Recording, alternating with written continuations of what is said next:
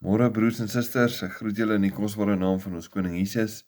Ek glo en vertrou dit gaan goed met elkeen van julle en ek wil net vir julle sê dit is 'n eer om weer met julle woord te kan deel wat uit die Here se hart uitkom en ek wil vir ons vanoggend lees uit Psalm 23 uit en ek wil lees vanaf ek wil net vers 5 en 6 lees. Ek gaan vir ons uit die Amplified uit lees en hierso sê: You prepare a table before me in the presence of my enemies. You have anointed and refreshed my head with oil. My cup overflows.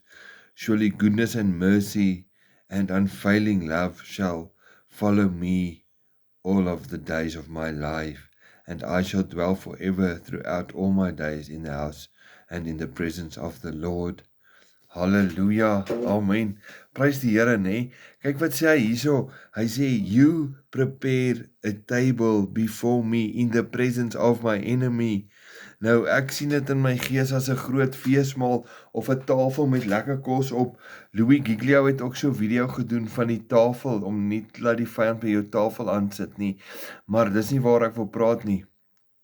Ek wil praat oor die tafel wat die Here vir elkeen van ons, van sy kinders voorberei in die aangesig van ons vyande.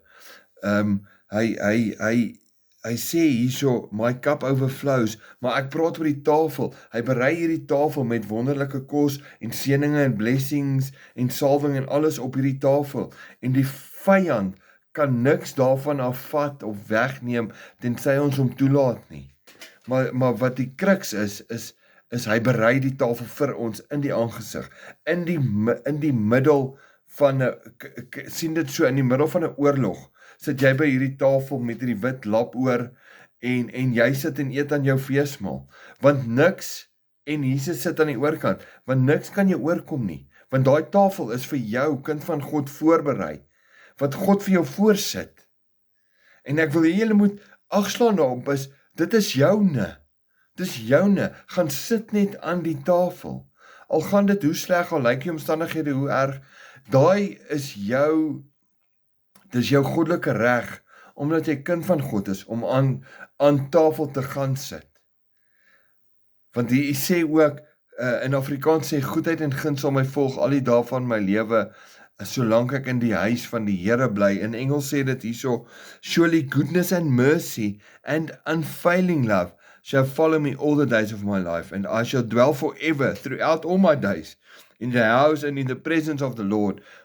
Hou vas, hou net vas, die Here is met jou. Die vuur sal jou nie skroei nie en die golwe sal jou nie oorweldig nie. Staan vas, al gaan dit hoe moeilik in ons lewens, moet ons altyd net vashou en goeie moed hou, want God sal ons nooit begewe en ons nooit verlaat nie. Ek seën julle in die naam van Jesus Christus en hou vas, al raak julle net aan Jesus se soem van sy kleed. Daar is oorwinning en dit is op pad. Ek seën julle in die naam van Jesus Christus. Totsiens.